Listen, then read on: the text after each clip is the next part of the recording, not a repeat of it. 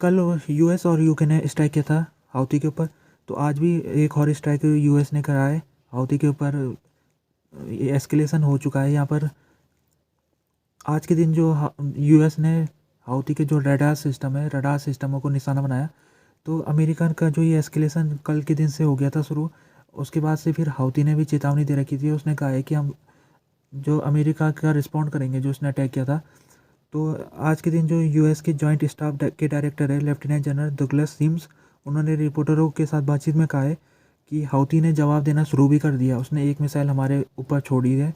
तो यहाँ पर एस्केलेशन की स्थिति बन चुकी है। और ख़ासतौर में अगर इस समय भी इतना महत्वपूर्ण स्थिति है कि जो हाउती है उसने कहा है कि उसने जो उसकी पॉलिसी है इस इलाके में, रेड सी के इलाके में, जो सिपों को निशाना बनाने की उसकी लग कई महीनों से पॉलिसी चल रही है, 2-3 महीने से, उस पॉलिसी को जारी रखेगा। तो हाउती वो बैक डाउन नहीं हो रहा है, वो सरेंडर नहीं कर रहा है हाउती। हाउती ने कहा है कि हम डरने वाले नहीं हैं, अमेरिका कुछ भी कर ले, हम अमेरिका का भी जवाब देंगे अमेरिका को, और साथ में जो रेड सी के इलाके में कोई इसराइल की शिप निकलेगी हम उसको भी निशाना बनाएंगे। यूएन के जो स्पेशल इन्वाई है यमन के लिए, हैंस गुडनबर्ग, उन्होंने सभी पक्षों से कहा है कि वो मैक्सिमम रेस्ट्रेंट का इस्तेमाल करें, यानी कि वो जो लड़ाई है उसको रोकने के लिए उसमें सहायता दे, बल्कि जो लड़ाई है उसको यहाँ पर फैलने से रोकना है। तो उन्होंने रेस्ट्रेंट की बात की है यहाँ पर यूएन के जो इन्वाई है यमन के इलाके में। अभी क्योंकि कल के दिन एस्केलेशन हो गया बहुत बड़ा, लड़ाई का दूसरा एक फेस खुल गया है ये यमन के इलाके में।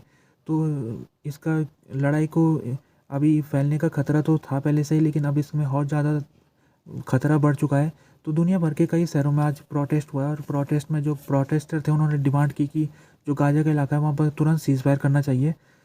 तो ये जो प्रोटेस्ट हुआ है ये लंदन में हुआ है, टोक्यो में हुआ है, जकार्ता में हुआ है, लाहौर में हुआ है। तो दुनिया भर के बहुत सारे शहरों में आज के दिन प्रोटेस्ट देखने को मिला है।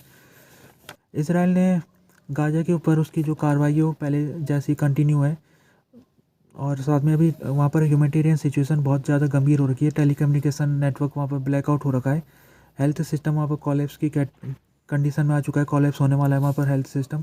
और अभी देखा जाए तो गाजा स्ट्रिप में टोटल अभी 6 एम्बुलेंस से बची हुई है, केवल मात्र 6 एम्बुलेंस से वहाँ काम चलना पड़ रहा है।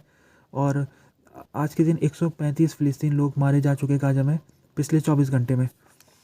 इसराइली फोर्सेस ने कहा है कि उन्होंने 3 आर्म फ़िलिस्तीन लोगों को मार दिया है, और ये जो 3 आर्म फ़िलिस्तीन थे ये वेस्ट बैंक के इलाके में ये अटैक कर रहे थे। इसराइल के जो सेटलमेंट है यहाँ पर उनके ऊपर ये अटैक करने जा रहे थे। तो उसी दौरान इसराइल फोर्स ने इनको इंटरसेप्ट कर दिया और इनकी हत्या कर दी। तो इसराइल सेना ने स्टेटमेंट में कहा है कि ये तीनों लोगों के हाथ में इनके पास हथियार था, और ये हथियार लेके सेटलर लोगों के ऊपर अटैक करने जा रहे थे। तो इसराइल सेना ने इनको पहले ही न्यूट्रलाइज़ कर दिया। इसके अलावा वेस्ट बैंक के इलाके में ही आज एक इसराइल की फोर्सेस ने 18 साल के एक युवा की हत्या कर दी। खलीद अहमद जियाबेदी इसका नाम था, और इसको इसराइल की पुलिस ने इसको मार मार के इसकी हत्या कर दी। ये जो घटना है ये तुलकरीम वेस्ट बैंक की घटना है। तो वेस्ट बैंक में इस समय वहाँ पर भी इसराइल की जो कार्रवाई है वो बढ़ती जा रही है। वहाँ पर इसराइल की जो सेना है वो रेड करती रहती है, साथ में वो वहाँ पर फायरिंग भी करती है और स्ट्राइक भी करती है। वहाँ पर ड्रोन स्ट्राइक होता रहा है। तो अभी तक 300 से ज़्यादा लोग वेस्ट बैंक के इलाके में मारे जा चुके हैं, जबकि 2,500 से ज़्यादा लोगों को गिरफ्तार इसराइल की पुलिस ने किया है वेस्ट बैंक के इलाकों से। तो वेस्ट बैंक का इलाका भी यहाँ पर बहुत उसकी गंभीर सिचुएशन बनी हुई है।